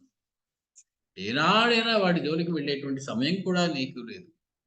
ఆ రెండాళ్ళు మెలకువన్ విధిని సంప్రార్థించి నే తేకున్నచో ఔరా దేహము తిండి లేక ఎప్పుడో ఆ నిద్రలోనే రాజీవహితాత్మజాతుని పురం వేగన్ ప్రయాణించి యుందు ఆ రమ్యానుభవంబులే నటుల నేనైసేత తప్పైనదో. బ్రహ్మగారి దగ్గరికి వెళ్ళి ఆయన కాళ్ళు పట్టుకుని బతిమాలి, నిత్యము నిద్రపోతే ఎలాగండి, చచ్చిపోతాడండి వాడు ఆకలితోటిని దాహంతోటి తిండి తిప్పలు లేక. కాబట్టి అని చెప్పి నిన్ను ఆ 2 నాళ్ళైనా నేను నిద్ర ఏడాదిలో లేచి ఉండేలాంటి వరాన్ని నేను బ్రహ్మగారి దగ్గర సంపాదించి బతికించి నీకు లేచినప్పుడల్లా ఇంత తిండి పెట్టి నిన్ను బతికించి ఉన్నందుకా? లేకపోతే ఏనాడో నువ్వు తిండి లేక మరణించి ఉందువు నిద్రలోనే. అప్పుడు నీకు ఆ రంభాది సుఖములు, ఆ దేవ సౌఖ్యానుభవములు ఉండేవి చక్కగా. అవన్నీ లేకుండా నేను చేశానని నీకు నా మీద కోపమా? అక్కర్లేని మాటలు మాట్లాడుతున్నావు. తద్దయు నీకునున్నవి కదా మరి 9 నాళ్ళులింక, పల్లిద్దురమత్తు తావదలలేదది నీకును, పోయి నిద్రపో. ఇంకా నిద్రమత్తు వదలలేదురా నీకు, పో నిద్రపో. మొద్దు విధంబునన్ నిదురపోవుచునుండగా వాడు వచ్చి, ఆ మొద్దును కాళ్ళు చేతులను ముక్కలు ముక్కలుగా వేల్చెడున్. మొద్దున నిద్రపో పో. ఆ రాముడు వస్తాడు, నీ కాళ్ళు చేతులు 2 నరికి పడేస్తాడు మొత్తం. అయిపోతుంది నీ పని. వాళ్ళ నుంచి సమస్తమైనటువంటి రాక్షస జాతిని రక్షించరా అని చెప్పి నేను నిద్రలేపితే, నువ్వేదో చేతులు కట్టుకుని మడి కట్టుకున్నట్టుగా మాట్లాడతావు, ధర్మాధర్మాలు మాట్లాడతావు నాతోటి. వాని చంపగలిగి వాని చంపక, వాని చేత నిదురలోన చత్తే, ఏమి చెప్పుదొచ్చి వింతటి నీతులు, పోయి ఒడ్డు నందు కూరుచుండి. ఒడ్డు మీద కూర్చున్నవాడు ఎన్ని నీతులైనా చెప్తాడురా. నువ్వు అతన్ని చంపగలిగి కూడా అతని చంపలేదనుకో, అతడే వచ్చి నిన్ను సంహరిస్తాడు. నన్నెదిరించిన వాడు చనినాడు ఒకడు, అట్టులే నీవునైనచో చన్నను గోవికుంఠమున సందడి గల్గగా, మీకు గాని తానన్నరు నందు ప్రేమ గురునందు తిరస్కృతి, ఏమి చెప్పనవు అన్నను నేను, మీ బ్రతుకునంతయు భోగమయంబు చేసి తిన్. ఎంత బాధ్యత తీసుకుని నేను తమ్ముళ్ళనందరినీ జాగ్రత్తగా చూసుకుని ఇన్నాళ్ళు పెంచి పెద్ద చేశాను. అడిగినవన్నీ ఇచ్చాను. మీ బ్రతుకంతా కూడా నేను ఇచ్చినటువంటి భిక్ష మీకు. అటువంటి మీరు అన్నగారు, పెద్దవారు, గురువు అనేటువంటి దైవం అనేటువంటి గౌరవం లేదు నా మీద. నోటికొచ్చినట్లుగా మాట్లాడుతున్నావు. అణువులు కుంభకర్ణుడెవడన్న, విభీషణుడెవడన్న, రావణునను జన్ములన్నది ఏ వ్యక్తిత లేదది మీకు. విభీషణుడు ఎవరు అంటే ఏం చెప్తారు? రావణాసుడు గారు తమ్ముడు అని చెప్తారు. కుంభకర్ణుడు ఎవరు అంటే ఏం చెప్తారు? రావణాసుడు తమ్ముడు అండి అని చెప్తారు. మీ అంతటి మీకు ఒక వ్యక్తిత్వం లేదు, మీ అంతటి మీకు ఒక గుర్తింపు లేదు. ఇదంతా కూడా నా నుంచి వచ్చింది మీకు.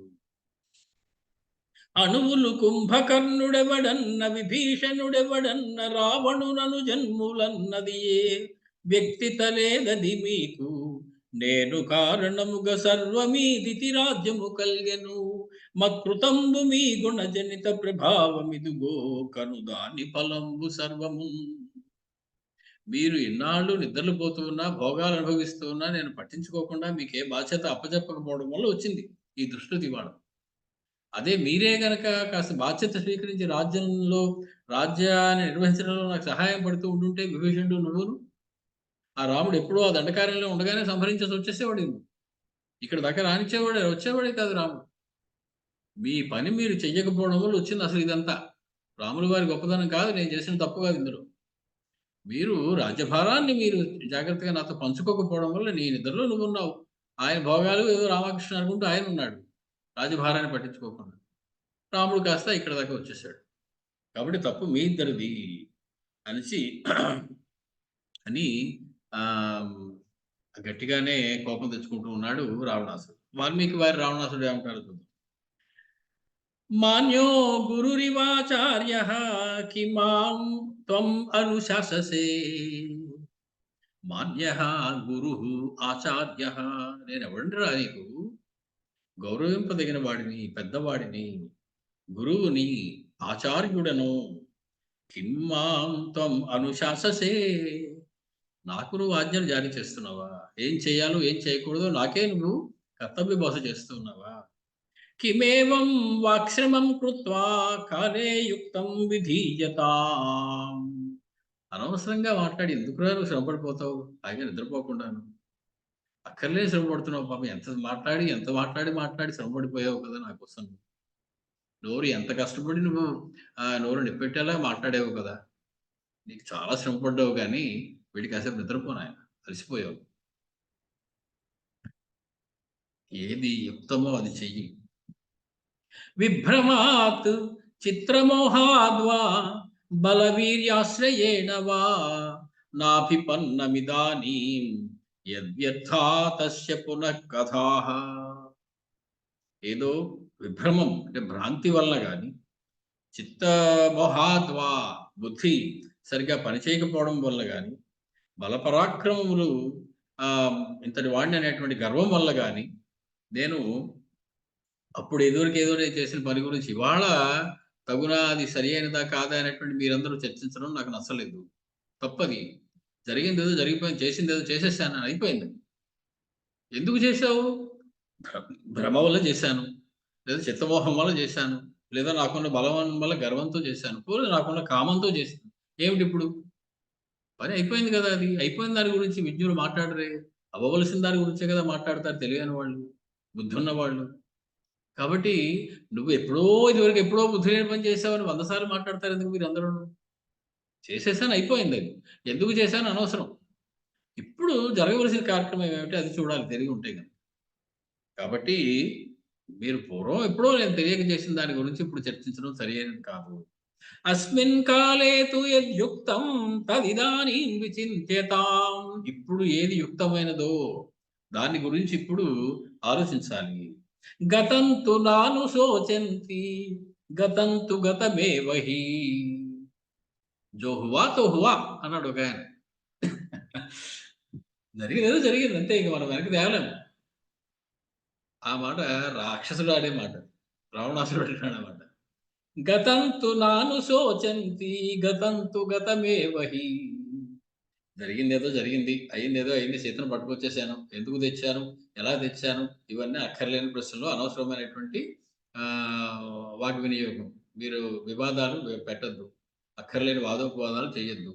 జరిగిందేదో జరిగిపోయింది. మాం అపనయజం దుఃఖం విక్రమేణ సమీకురు. నువ్వేం చేస్తావంటే, నేను దుష్టుడని, నీతి లేనివాడిని, ధర్మం తెలియని వాడిని. సరే, దుష్టుడనైనా నీతి లేనా అధర్మాత్ముడైన నేను చేసిన పనిని నీ యొక్క బలపరాక్రమంతో సరిచేయి నువ్వు ఇప్పుడేంటి?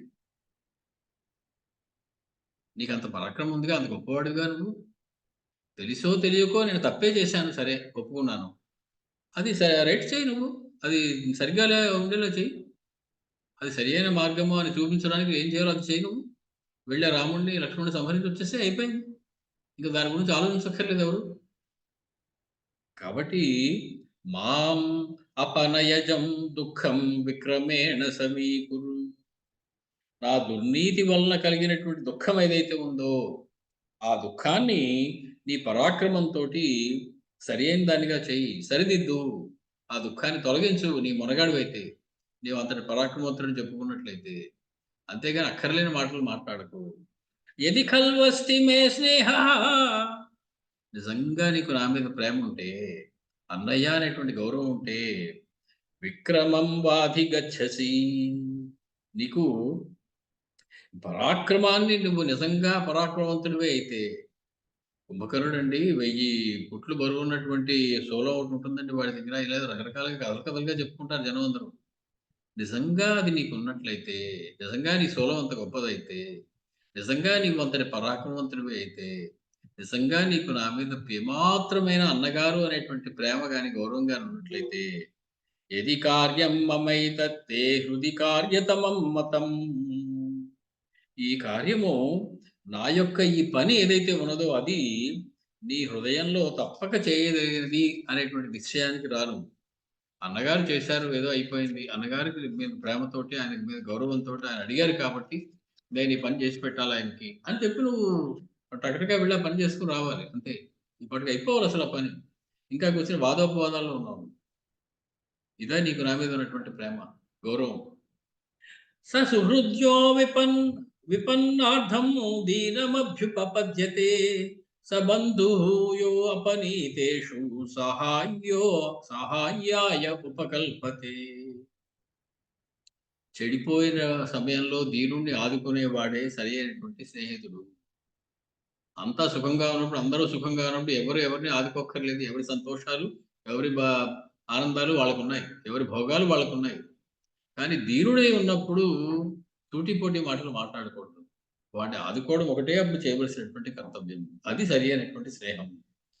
నీతి తప్పిపోయాడని చెప్పి వాడిని బహిష్కరించడం కాదు. అయ్యో పాపం బుద్ధి లేని వాడే నీతి తప్పాడే అని చెప్పి జాలిపడి వాడికి సహాయం చేయడానికి ముందుకు వచ్చేవాడే సరి అయినటువంటి బంధువు. బంధువుల్లో ఎవడో మనవాడు ఎవడో ఏదో తప్పు చేశాడు, జైల్లోకి వెళ్ళాడు. ఇంకా అందరితో పాటు మనం కూడా వాడి మీద ఒక రాయి వేస్తే ఎలాగా? అయ్యో మనవాడే పాపం తెలియక తప్పు చేశాడని చెప్పి ఆదరించి దగ్గరికి తీసుకుని బంధు ప్రీతిని చూపించాలి తప్ప, బంధుత్వాలు అందుకే ఉన్నది. అందరితో పాటు నువ్వు రాయడానిక. కాబట్టి సబంధుః యః అపనీతేషు సహాయాయ ఉపకల్పతే. అటువంటి వాడు రా బంధువు అంటే. ఎందుకురా నువ్వు ఉన్నావు? తమధైవం బ్రువాణం సవచనం ధీరదారుణం పృష్టోయమితి విజ్ఞాయ శనైః శ్లక్షణం ఉవాచ. శనైః తగ్గిపోయాడు కుంభకర్ణుడు. అన్నగారి కోపం వచ్చిందిరా బాబోయ్ అనుకున్నాడు. మరి అంత చెప్తే కోపం రాదా? ఇదివరకు రామచంద్రుడి గురించి ఎంతమంది ఎంత పొగిడినా రానంత కోపం వచ్చింది. తం అధ ఏవం బ్రువాణం సవచనం ధీరదారుణం హృష్టోయమితి విజృష్ట.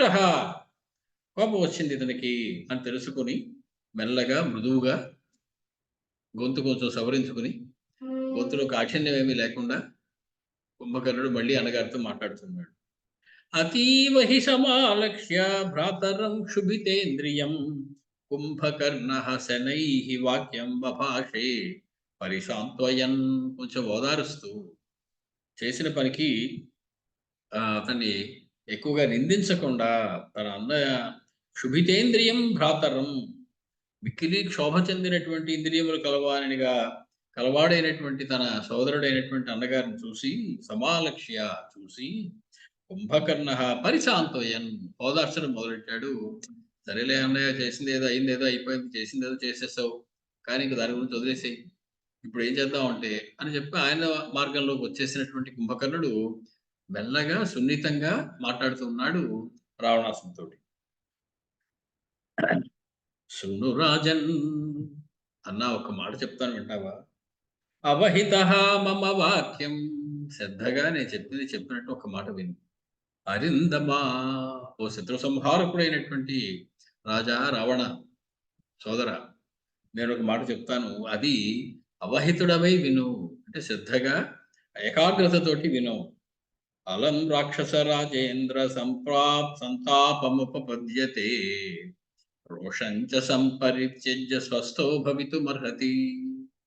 నువ్వు శత్రు సంహారకుడైనటువంటి వాడవు, సావధానం చిత్తంతో నాకు చెప్పేటువంటి మాట విను. నువ్వు మనసులో ఏమి బాధ పెట్టుకోకు, ఏమి కలత పెట్టుకోకు, రోషాన్ని కాస్త వదిలిపెట్టి కోపాన్ని, నా మీద కోపం తగ్గించుకుని ముందు స్వస్థుడవుగా, ముందు నిదానించు, నేను చెప్పిన మాట విను. నతేతత్ మనసి కర్తవ్యం మయి జీవతి పార్థివ తమహం నాశయిష్యామి యత్కృతే పరితప్యతే. ఏతన్ మనసి న కర్తవ్యం మయి జీవతి, నేను జీవించి ఉండగా నా అన్నగారు మీరు ఇది మనసులో మళ్ళీ పెట్టుకోకండి.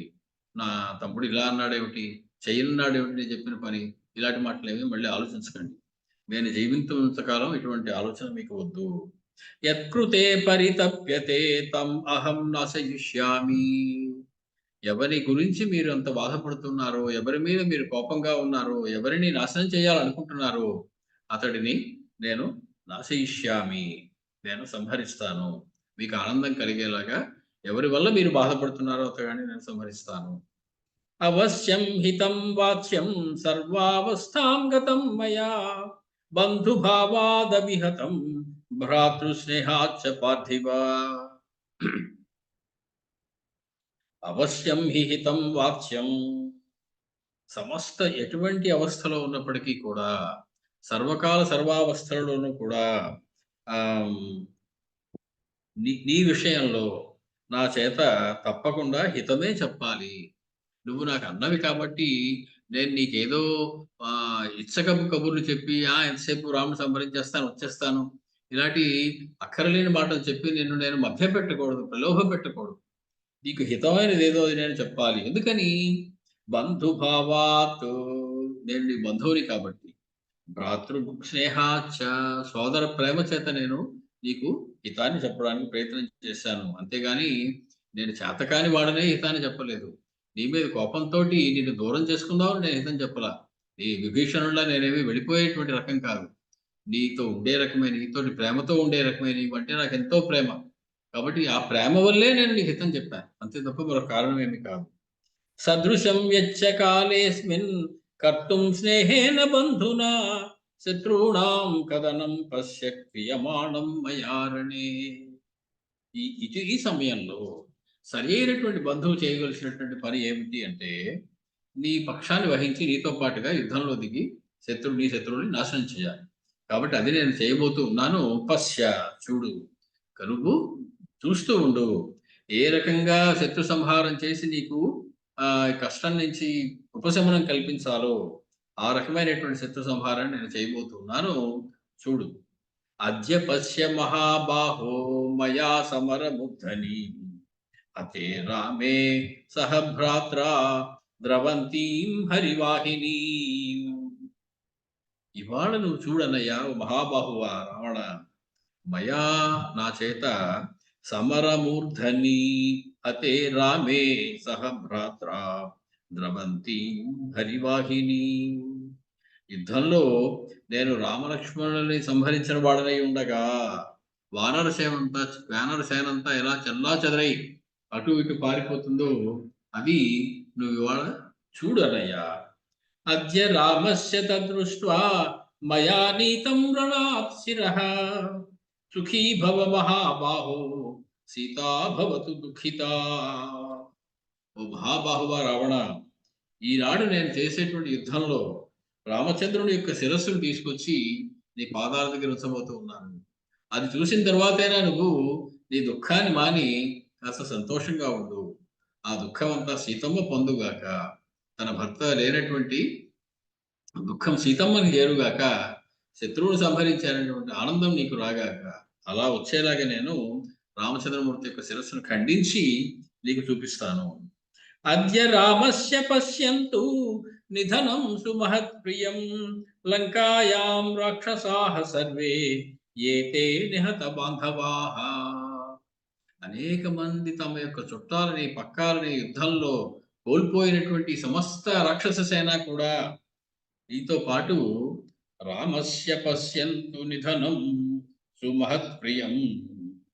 రామస్య నిధనం పశ్యంతు, రాముడి యొక్క నిధనం సంహారాన్ని చూడుగాక. అది సుమహత్ ప్రియం, చాలా ఇష్టమైనటువంటి పని ఆ రామచంద్రుని యొక్క సంహారం చూడడం అనేది మన రాక్షస సేనకి. వాళ్ళందరూ అలాగే వాళ్ళకి ఇష్టమైనటువంటి రామ సంహారాన్ని చూతురుగాక. లంకలో ఉన్నటువంటి రాక్షసులందరూ వాళ్ళందరూ బంధువులు మరణించినటువంటి లంకలోని రాక్షసులందరూ కూడా ఈనాడు వాళ్ళకి చాలా ఇష్టమైనటువంటి రామ సంహారాన్ని చూస్తారు. అద్య శోకపరీతానాం స్వబంధువధ శోచినాం శత్రోః యుధి వినాశేన కరోమి అశ్రు సమార్జనం. ఇవాళ శోకపరీతానాం స్వబంధు వధ శోచినాం, తమ బంధువులు కోల్పోయి అనేకమైనటువంటి బాధలతో మిక్కిలి దుఃఖంతో విలపిస్తూ ఉన్నటువంటి రాక్షసులకి శత్రోః యుధి వినాశేన, శత్రువు యొక్క నాశనం చేత శత్రువుని సంహరించి కరోమి అశ్రు మార్జనం, వాళ్ళ కళ్ళ నీళ్లు నేను తుడుస్తాను శత్రువు అయినటువంటి రాముని సంహరించడం ద్వారా. అద్య పర్వత సంకాశం ససూర్యమివ తోయదం వికీర్ణం పశ్య సమరే సుగ్రీవం ప్లవగేశ్వరం. అద్య ఈరోడు ఇప్పుడు సమరే యుద్ధంలో ప్రకీర్ణం పర్వత సంకాశం ససూర్యం ఇవ తోయదం, చాలా పెద్ద పర్వతంతో సమానమైనటువంటి సూర్యునితో కూడినటువంటి ఒక మేఘం వలె ఉన్నటువంటి లవగేశ్వరం సుగ్రీవం, వానరరాజైన సుగ్రీవుని పశ్య చూడు, యుద్ధే ప్రకీర్ణం, యుద్ధంలో నేను కింద పడి సంహరించేస్తాను, శవమై పడిపోయి ఉంటాడు సుగ్రీవుడు, అతన్ని నువ్వు ఇవాళ చూస్తావు. కథంచ రాక్షసై ఏభి మయా చ పరిసాంత్వితః జిగాంసుభిః దాశరథిం వ్యథసే త్వమిహానఘ. అనఘ, ఓ దోషరహితుడా, నువ్వేం తప్పు చేయలేదన్నయ్యా, నువ్వే దోషం లేనివాడు. అంటే ఇప్పుడు పార్టీ మార్చేస్తాను, నీ వైపుకి వచ్చేసాను, తెలుసో తెలియకో తప్పు చేశాను ఒప్పేసుకున్నావు కదా, ఒప్పేసుకోవడంతో నీ తప్పు ఇంకానే పోయే, ఇంకా నేను సరిదిద్దవలసినటువంటి బాధ్యత నా మీద పెట్టేశావు.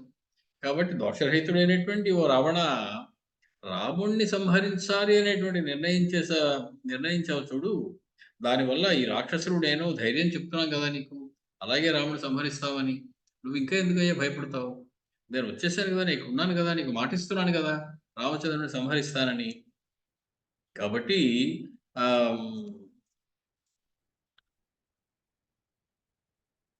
ఈ శ్లోకాలన్నిట్లో కూడాను నిజంగా రామచంద్రుని సంహరిస్తున్నానని చెబుతున్నాడా లేదా అంటే అనుమానమే.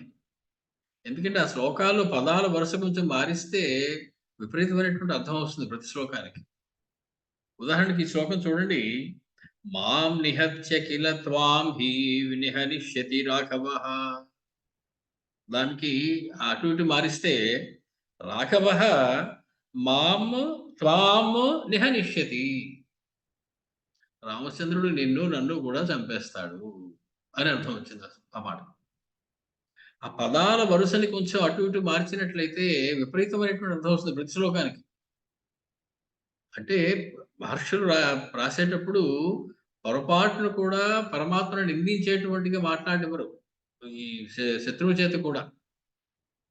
వాటిలో రెండు అర్థాలు ఉండేలా మాట్లాడతారు వాళ్ళు. అంటే వారి లోపల జీవుడు మాట్లాడే మాట వేరు, వారి ఉపాధి మాట్లాడుతున్నటువంటి మాట వేరు, అలా ఉంటాయి ప్రతి శ్లోకం కూడా. జాగ్రత్తగా ప్రతి శ్లోకాన్ని చూసినట్లయితే ఆ పదాల వరుసను అటు ఇటు మారిస్తే విపరీతార్థం వస్తుంది. మాం నిహత్య కిల త్వాం హి నిహనిష్యతి రాఘవః. రాఘవః మాం నిహత్య, ముందు రామచంద్రమూర్తి నన్ను సంహరించి, త్వాం హి వినహిష్యతి, నిన్ను కూడా చంపేస్తాడు. అదే అర్థం. నాహం ఆత్మని సంతాపం గచ్చేయం రాక్షసాధిప. నేను మనసులో ఏమాత్రము సంతాపాన్ని పొందను. ఎందుకని? అప్పటికే మరణించేసి ఉంటాను నేను, సంతాపం ఉంది నాకు. రామచంద్రుడు ముందే సంహరించేస్తారు, సంతాపం పొందే అంతటి సమయం ఇవ్వరు నాకు రామచంద్రుడు, నన్ను ముందు సంహరించేస్తారు ఆయన. కామంతు ఇదానీమపి మాం వ్యాధిశత్వం పరంతప న పరప్రేక్షణీయస్తే యుద్ధాయాతుల విక్రమా. యుద్ధంలో విక్రీ విక్రమం కలిగినటువంటి పరంతపుడైనటువంటి శత్రు సంహారకుడైనటువంటి సాటిలేని పరాక్రమం కలిగినటువంటి రావణ ఇదానీమపి కామం మాం వ్యాధిస, నీ ఇష్టం వచ్చినట్టుగా ఇప్పుడైనా నాకు ఆజ్ఞ జారీ చెయ్యి. కుంభకర్ణ, నువ్వు ఇది చేసిరా అని నువ్వు స్పష్టంగా చెప్పు నాకు, నేను చేయనంటే కదా. నువ్వు చేసిన పని తప్పు, ధర్మాధర్మ విచికిత్స చేసిన వాడు నిజమే, అవన్నీ మర్చిపో, జరిగిన దానికి నువ్వు నీ పరాక్రమంతో సరిచేయి అన్నావు కాబట్టి నువ్వు నాకు ఆజ్ఞ ఇయ్యి, ఏం చేయాలో చెప్పు, సరే చేయకపోతే అడుగు. కాబట్టి వ్యాధిశ మాం యుద్ధాయ పరః న ప్రేక్షణీయ, పరుడు అంటే శత్రువు, నా ప్రేక్షణీయ, చూడదగిన వాడు కాడు. అంటే శత్రువు నేను సంహరించేస్తాను కాబట్టి ఇప్పుడు నువ్వు చూద్దామన్న శత్రువును చూడలేవు, శత్రువు చూడలేని వాడిగా చేసేస్తాను నేను. అసలంతం ఏంటి? పరః న ప్రేక్షణీయ, రాముడు దేదీప్యమానమైనటువంటి కోటి సూర్య సమాకారమైనటువంటి తేజస్సుతో వెలిగిపోతూ ఉంటాడు, నువ్వు చూడలేవు. చూద్దామన్నా కళ్ళు విరిమిట్లు కొలిపేటువంటి తేజస్సు రామచంద్రమూర్తిది. అది పరః న ప్రేక్షణీయ, కంటికి ఎదురుగుండా కనపడిపోడయ్యా రామచంద్రమూర్తి, ఎన్ని తపస్సులు ఉండాలి, నిజంగా కనిపించినా నువ్వు చూడలేవు ఆ తేజస్సు అటువంటిది, కళ్ళు మూసుకుపోతాయి నీకు. కాబట్టి పరః న ప్రేక్షణీయ తే, నువ్వు చూడలేవు. అహం ఉత్సాదయిష్యామి శత్రూన్ తవ మహాబలాన్ యది శక్రో యది యమో యది పావక మారుతౌ తానహం యోధయిష్యామి కుబేరవరుణావపి అహం ఉత్సాదయిష్యామి శత్రూన్ తవ మహాబలాన్. మహాబలవంతులైనటువంటి నీ శత్రువులందరినీ కూడా నేను ఉత్సాదయిష్యామి, చంపిపడేస్తాను, సంహరించి వచ్చేస్తాను. ఏది శక్రో, ఇంద్రుడైనా సరే, ఏది యమో, యముడైనా సరే, ఏది పావక మారుతవు, అగ్నిహోత్రుడు, వాయుదేవుడైనా సరే, తానహం యోధయిష్యామి కుబేర వరుణావపి. కుబేరుడైనా సరే, వరుడైనా సరే నేను ఓడించి వచ్చేస్తాను. రాముడైనా సరే అనలేదు. అంటే నీ శత్రువులు యముడైనా, ఇంద్రుడైనా, అగ్నిహోత్రుడైనా, వాయుదేవుడైనా, కుబేరుడైనా, వరుడైనా నేను ఓడించేస్తాను. రాముడు మాత్రం ఓడించలేనయ్యా. అది చెప్పదలుచుకున్నటువంటి విషయం. వీళ్ళందరి పెద్ద చిట్టా చదివాడు. వీళ్ళందరైనా సరే ఓడించేస్తాను. కానీ అసలు వాళ్ళని సంహరించడం అవసరమే లేదు ఇప్పుడు. గిరిమాత్ర శరీరస్య సితశూలధరస్య మే నర్దతః తీక్ష్ణదంష్ట్రస్య విభీయాద్వై పురందరః. గిరిమాత్ర శరీరస్య, పెద్ద మహాపర్వతమంతటి శరీరం కల నాకు నన్ను సితశూలధరస్య మే, మిక్కిలి వాడి అయినటువంటి శూలాన్ని ధరించి యుద్ధంలో పరిగెడుతూ వస్తున్నటువంటి నన్ను చూసి, నర్దతః తీక్ష్ణదంష్ట్రస్య, వాడి అయినటువంటి కోరలు కలిగినటువంటి నా ముఖాన్ని చూసి, బిభీయాద్వై పురందరః, దేవేంద్రుడు హడిలిపోతాడు తెలుసా. రాముడు మాత్రం చెక్కు చెదరుడయ్యా, ఏమీ కంగారు పడడు అని అర్థం. దేవేంద్రుడు హడిలిపోతాడట. దేవేంద్రుడు తక్కిన వాళ్ళందరినీ తాను సంహరించేస్తాడు. కానీ ఇప్పుడు సందర్భం అది కాదు, అవసరము లేదు. ఇప్పుడు నన్ను చూస్తే దేవేంద్రుడు భయపడిపోతాడు అంటున్నాడు. అథవా త్యక్త శస్త్రస్య మృద్రతః తరసా రిపూన్ నమే ప్రతిముఖ కశ్చిత్ స్థాతుం శక్తో జిజీవిషు. ఒకవేళ అథవా లేకపోతే త్యక్త శస్త్రస్య, చేతిలోంచి అస్త్రము జారిపోయిన వాడనై ఉండగా, తరసా నా బలంతోటి, రిపూన్ మృద్రతః మే శత్రువులను సంహరిస్తున్నటువంటి నాకు, జిజీవిషు కశ్చిత్ ప్రతిముఖ స్థాతుం న శక్తః, జీవిద్దాము అని కోరిక ఉన్నవాడెవడు కూడా ఎదురుపడడు. అంటే ఒకవేళ మహాబలమైనటువంటి వాడి అయినటువంటి శూలం నా చేతిలోంచి జారిపోయినా సరే, ఇంకా జీవిద్దాం అనుకునేవాడెవడు నా బలం చూసి నాతో యుద్ధానికి రాడయ్యా. జీవిద్దాం అనుకునేవాడు రామచంద్రమూర్తి, జీవిద్దాం అనుకునేటువంటి వాడు ఎప్పుడూ జీవంతో ఉన్నవాడు, ఎప్పుడూ కూడా పరమాత్మయే. ఏదో ఇవాళ జీవం పురుడు పోసుకుని వచ్చి కొన్నాళ్ళు అయ్యాక మరణించేటువంటి ఆ మానవ శరీరం కాదు రామచంద్ర. జిజీవిషు అంటే జీవించాలి అనేటువంటి కోరిక కలవాడు జిజీవిషు అంటారు. జిజీవిష అంటే జీవితం ఇచ్ఛా జిజీవిష, జీవించాలనే కోరికకి జిజీవిష అని పేరు. జీవితం ఇచ్చుహు జిజీవిషు, జీవించాలనే కోరిక కలవాడికి జిజీవిషు అని పేరు. కాబట్టి జీవించాలని కోరుకున్న వాడెవడు నా బలం ముందు ఆగలేడయ్యా. చేతిలో శూలం పడిపోయినా సరే, ఎందుకు పడిపోవాలి శూలం? కాసేపట్లో నా చేతిలో శూలం పడిపోతుందయ్యా, నేను నా బలంతో ఏదో యుద్ధం చేస్తాను. జీవిద్దాం అనుకునేవాడు ఎవడు నా ఎదురుగుండా ఉండడు. జీవిద్దాం అనుకోని వాడు అంటే ప్రాణము ఉండడం వల్ల జీవించడం అనేటువంటి వ్యవహారం లేనిటువంటి వారు ఒక ఆయన ఉన్నారు, పరమాత్మ. ఆయనకి జీవిద్దాము అనేటువంటి కోరిక అవే ఉండవు. కాబట్టి ఆయన ఎదురుగుండా నిలబడగలడు. నైవ శక్త్యా నగదయా నాసినా నిశితైశ్చరైః హస్తాభ్యామేవ సంరబ్ధో అనిష్యాం అపి వజ్రిణం.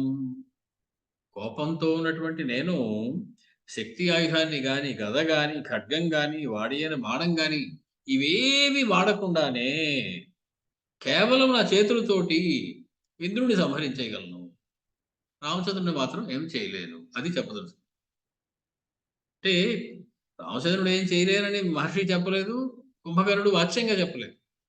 అతని చెబుతున్న మాటల్లోని పర్యవసానమైనటువంటి అర్థం అది.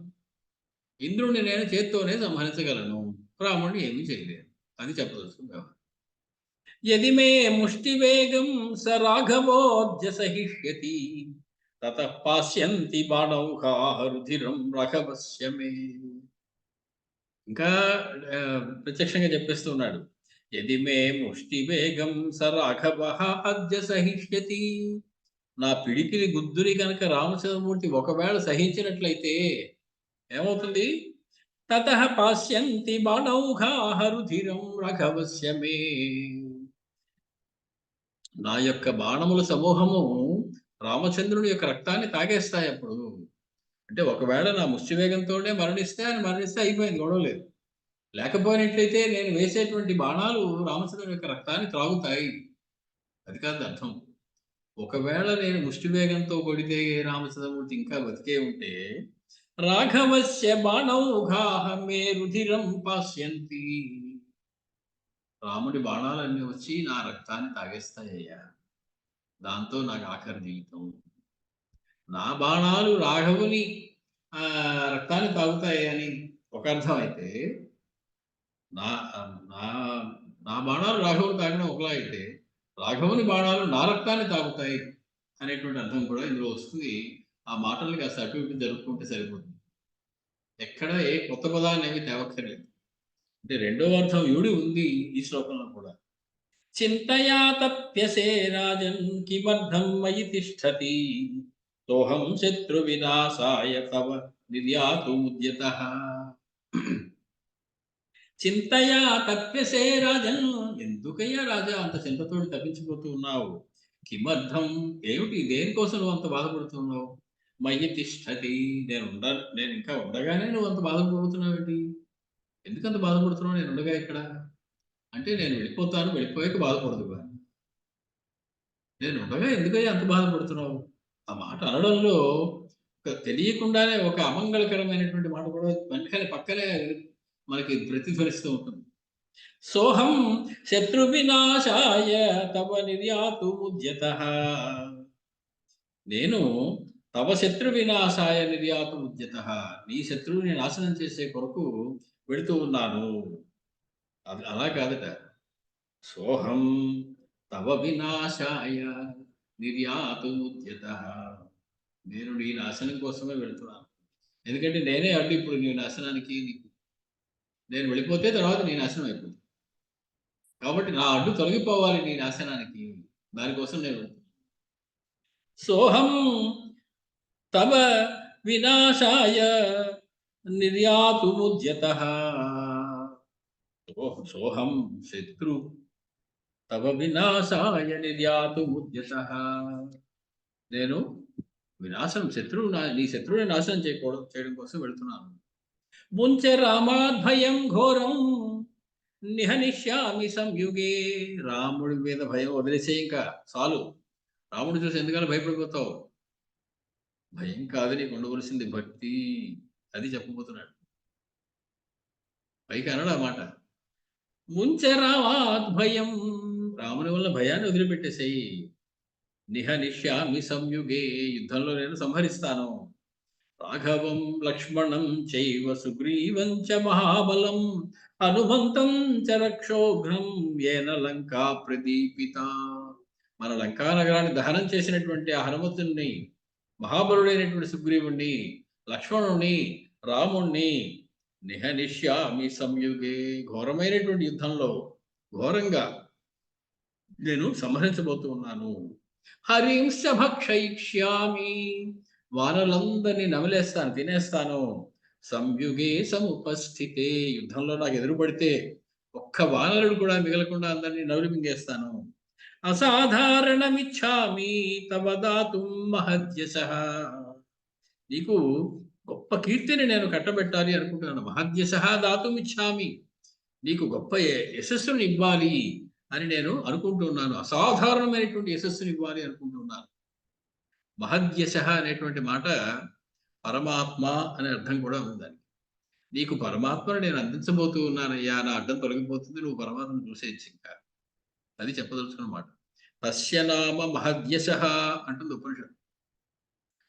ఆయన పేరు, పరమాత్మకు మరొక పేరు మహద్యశః. నీకు మహద్యశస్సు కట్టుబెడతాను నేను అంటున్నాడు.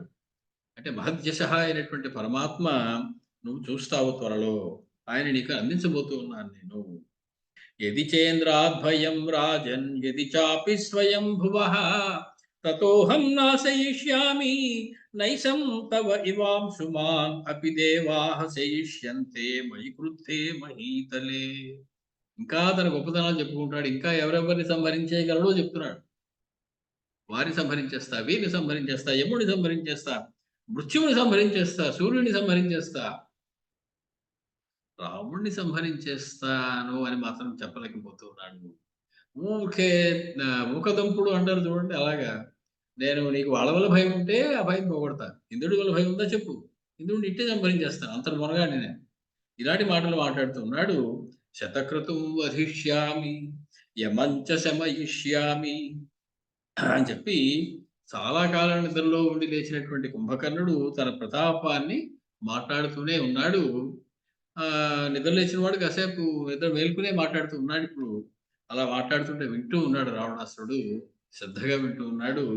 సరే, ఇంకా మాట్లాడింది చాలు, నేను రామచంద్రుని సంహరించడానికి బయలుదేరతాను అని చెప్పి కుంభకర్ణుడు పైకి లేచి తర్వాత ఏం ఉన్నాడు, ఇంకా ఏం మాట్లాడాడు, ఇంకో 4 శ్లోకాలు ఉన్నాయి. అవన్నీ కూడా మనం రాబోయే ఆదివారం నాడు కలుసుకున్నప్పుడు చూద్దాం. మనము 62వ సర్గలో సుమారు ఒక 50 శ్లోకాలని చూసుకున్నాం. అక్కడితో ఆపుకున్నాం. తర్వాత మనం ఆదివారం కలుసుకుందాం.